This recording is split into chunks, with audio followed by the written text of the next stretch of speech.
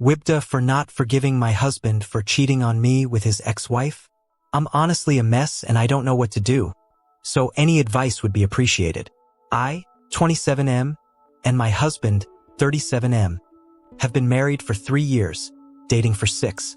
He has an ex-wife, 37F, which he divorced a year before we met. We have a son, 7M, who was adopted after we got married and who I love as my own child. Because he is. I know my husband, Peter, fake name, is bisexual. I have no problem with it, and I had no problem with his ex-wife, Allison, also fake name.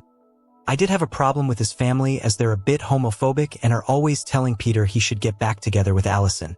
Well, 2 weeks ago, we were at his family's town because it was my son, Jack's, fake name, birthday, and we wanted to spend it as family. My mother-in-law decided it would be a good idea to invite Allison, so she arrived in the middle of the party. I didn't want to ruin Jack's birthday, so I stayed quiet. I spent all my time with Jack, playing with him and his cousins at his request. When it was time to cut the cake, I noticed Allison and Peter weren't there, so I went inside and looked for them around the house.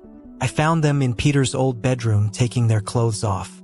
I stood there in shock for a moment, but then I left and went back to celebrating Jack's birthday. Part of me wanted to scream and cry, but I also was in shock and I refused to make Jack's birthday about me. We cut the cake and opened the presents. People were already leaving when Allison and Peter came back. Peter took me aside and started saying that I shouldn't have cut the cake without him present and it was disrespectful. I stared at him and just said, "I'm sorry. I just thought you'd be too busy getting into your ex-wife's pants." He got quiet, so I took Jack and left the house to go back to the hotel. Once I put Jack in bed and made sure he was asleep, I locked myself in the bathroom and broke down. I called a friend and he tried his best to console me. I only calmed down in the morning when I took Jack for breakfast because I didn't want him to see me like that. I'm now watching him play in the park and I don't want him to suffer. I don't want him to have a broken family. I don't want him to know that relationships aren't a happy ever after. Peter has been calling and texting, apologizing for everything, and I'm tempted to forgive him. I'm tempted to just have my family back. And all my friends are saying that it was just a mistake, that he was vulnerable and Allison is his ex-wife. So what am I supposed to do now? I need the advice from people who don't know my husband or me personally. Please, any advice is helpful. Relevant comments. Commenter 1. Teach your son that his future partners has to respect him and their relationship by not being a cheating bastard. I do want to teach him this stuff, but he's too young and I'm just scared that he'll get a bad view of relationships if he sees his parents divorce. OP on collecting evidence on his husband's cheating and if the husband has done this before. OP. From what I've been able to gather from the messages and calls, it has happened twice, including the time that I caught them. I hadn't thought about STIs, so thank you, I'll get tested. OP responds to multiple comments about his husband not respecting him and the cheating wasn't the first time. OP. It's not. I found out it's the second time, but I don't want my son to know what happened. He's unaware and happy thinking his dads will be together forever. I don't want to break that illusion. Why didn't OP interrupt his husband's cheating with the ex? OP. I was really too shocked and hurt by what I saw that I just stood there without them noticing me. I them heard my son and unconsciously focused on him and only him. A copying mechanism, maybe? I don't know, I was mostly in autopilot. Commenter, NTA, but you should leave. I know it won't be easy, but if you stay, think of it as showing Jack that it's okay for your husband or wife to treat you badly. If you want him to know about happily ever after, you need to show him that it's okay to not settle and you work hard for your goals no matter what they are, and work towards them with kindness, honesty, and integrity. Kids are far more impressionable than we give credit for, and as someone who has known so many families where the person being hurt hasn't walked away, that hurt spreads until it damages everyone. Relating to just yourself here, there is a huge safety factor.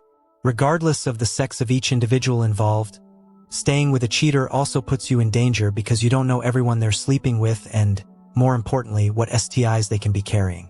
So think about your son and your health and leave. Emotionally, if you're surrounded by people telling you to forgive and forget, those people are not safe to be around as you have no clue if they've been hiding this from you for a while either. Update next day. Well, first of all, I want to thank you all for your advice and I want to explain some things before the actual update. But thank you for opening my eyes about my situation.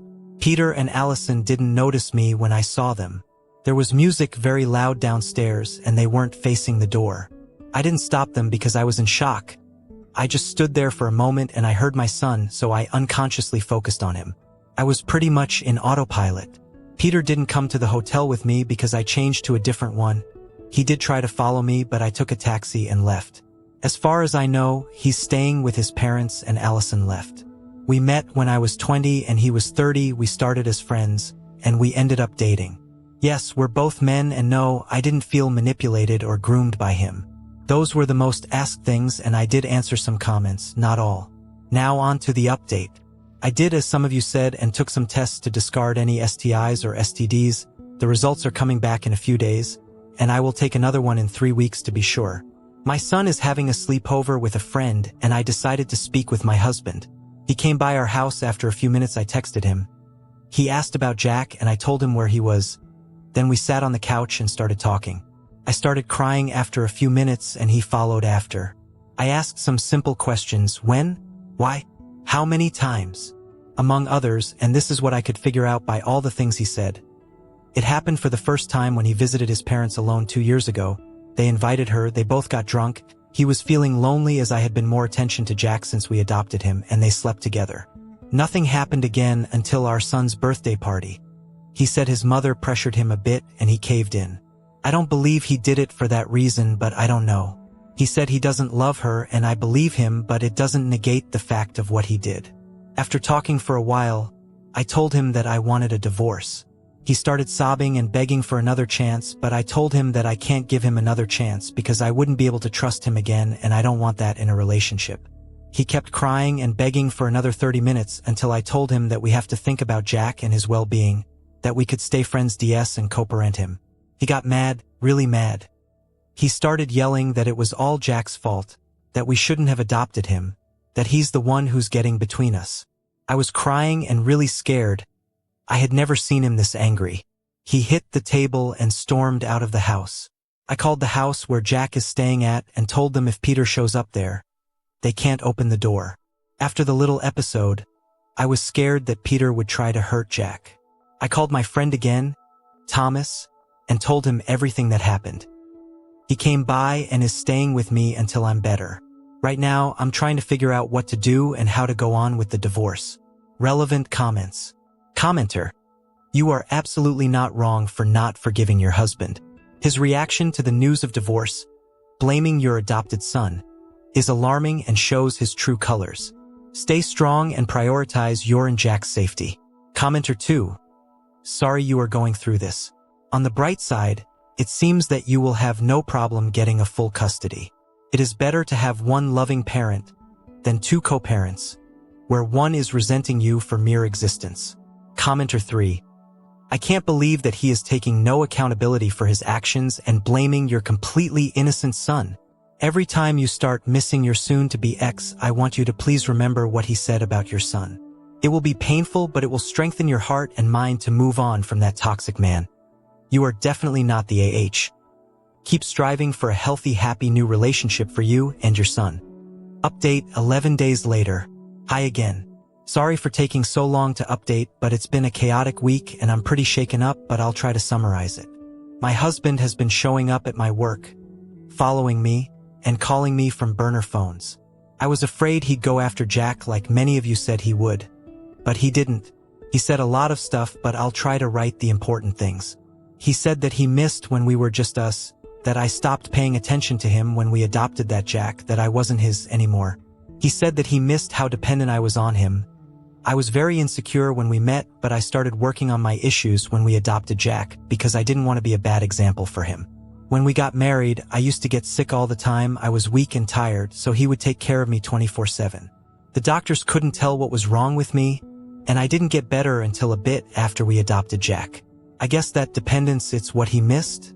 Yesterday, he followed me to work and started screaming that I was his and that we made vows to stay together. We had to call security and he waited for me next to my car. I panicked and took a taxi home. He keeps messaging me and showing up to our house. I took a few weeks off work to be with Jack, although he's taking this better than me. I made an appointment with a therapist for him, and when the divorce is finalized, I'll go to one myself. I've been debating what to do, so I'll update when something happens. Comments. Commenter. It's good that you're prioritizing Jack and your own mental health by seeing a therapist. You deserve to feel safe and supported. It's wild how some people can't handle change, right? Your husband seems to be stuck in the past, and it's not fair to you or Jack.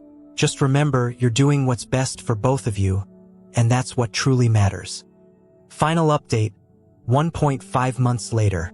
Hi guys, this is the final update for anyone who is interested. I'm only doing this update to give it some closure, and because some people messaged me to ask for it. So here it is. This has been a really difficult time, but I'm almost divorced. I have primary custody of Jack, and I've got a restriction order against Peter and Allison. I'll try to be quick, but a lot happened. So, after I made the post, Peter kept calling and stalking me. I didn't know what to do until I started packing Peter's stuff and I found a box of pictures of me before we met, like 3 or 4 years before we met, while he was still married to Allison. I never knew why they got divorced. He just said it was too painful to talk about, so I never asked. But I swallowed my anger and sent Allison a message to ask her about the pictures, and she told me that they got divorced because she saw him stalking my Facebook several times and found the same box I did. He called it an innocent crush and curiosity, but she thought he was cheating on her and they got divorced. A year later, he met me, but Allison always thought that I was the side piece.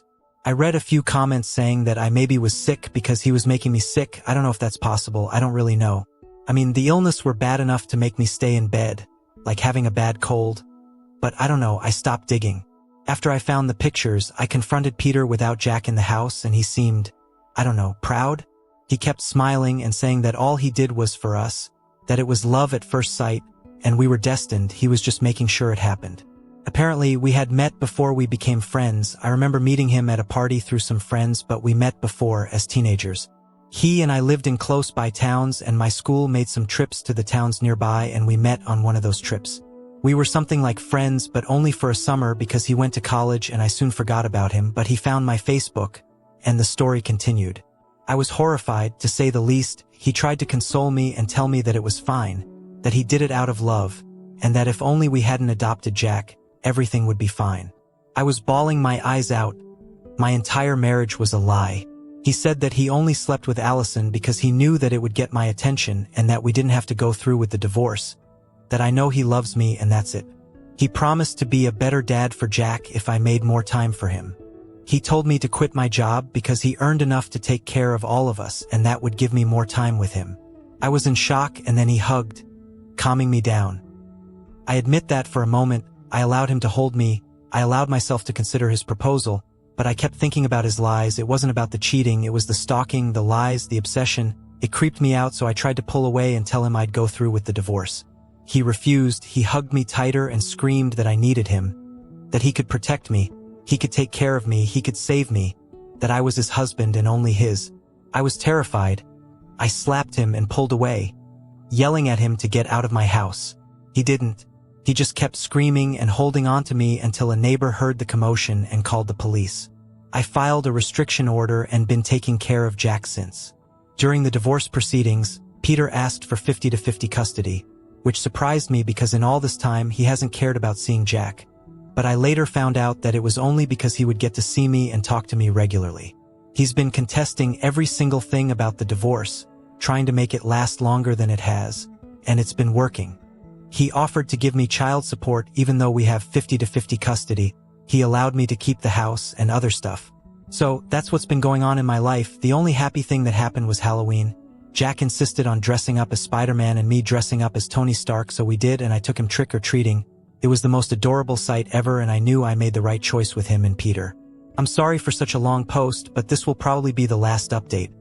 Thank you so much for the advice and for hearing me rant. Relevant comments. Commenter 1. How did you meet on a school trip as teenagers when your husband is 10 years older than you? If it was the summer before he left for college, weren't you 8 years old? P. No, he was already in college, he just left again.